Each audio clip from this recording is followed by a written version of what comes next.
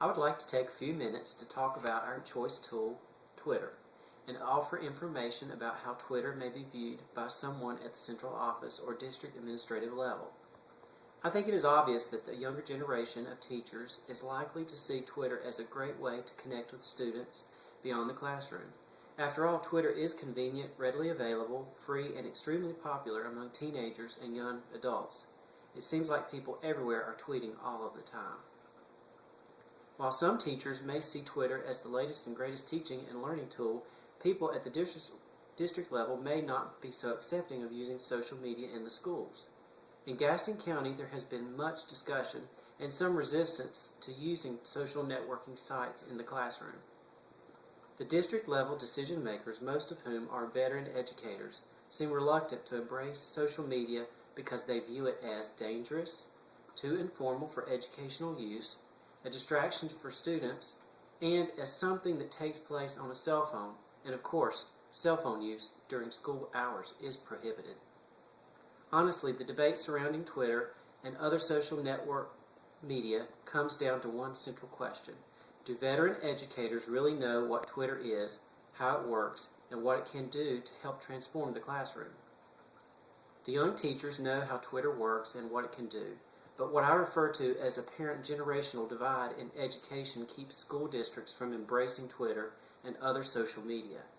The older generation, the decision makers, they seem reluctant to figure out how to use Twitter to reach students and do not understand how it can be another way to make teaching and learning interactive. For whatever reason, there is this idea that social media is dangerous, and allowing students to use social media may subject them to predators, bullying, and activity that may lead to unwanted situations involving angry parents and legal representation.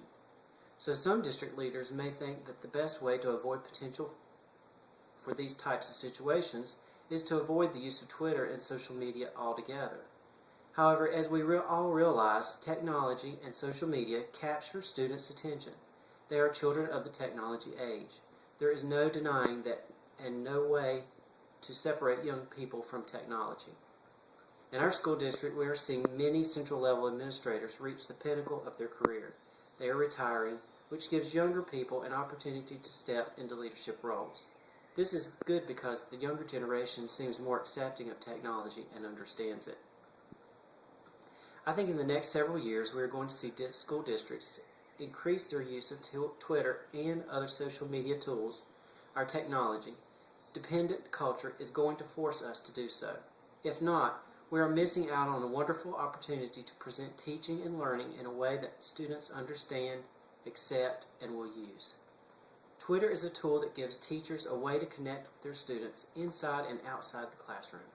In 140 characters or less, teachers can take advantage of Twitter to remind students about assignments, provide website links, and other information to supplement lessons, and be available to answer questions in real time.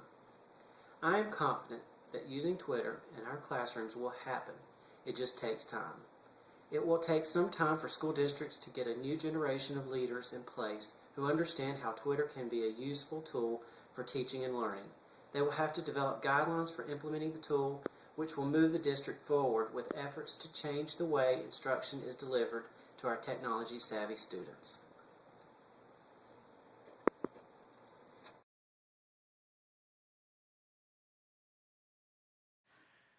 Our group selected Twitter as our third EM&T tool.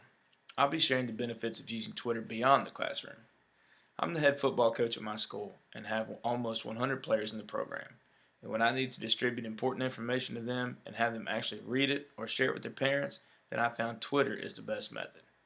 In this day and age of smartphones and always having instant access, I can release information at any time and the majority of my team will have it. I have parents following me as well. When teenagers forget to tell their parents about important events such as senior night or when the school is offering free physicals, they have instant access to it as well. Another advantage of my team Twitter account is retweeting important items and hashtags. An example of this is our school guidance department also has a Twitter account, and they update scholarship information frequently, as including deadlines and requirements. They also post ACT and SAT registration information, deadlines, and so forth. Our school also now has an athletic Twitter account that posts upcoming games, stats, and hashtags to newspaper articles written about our players.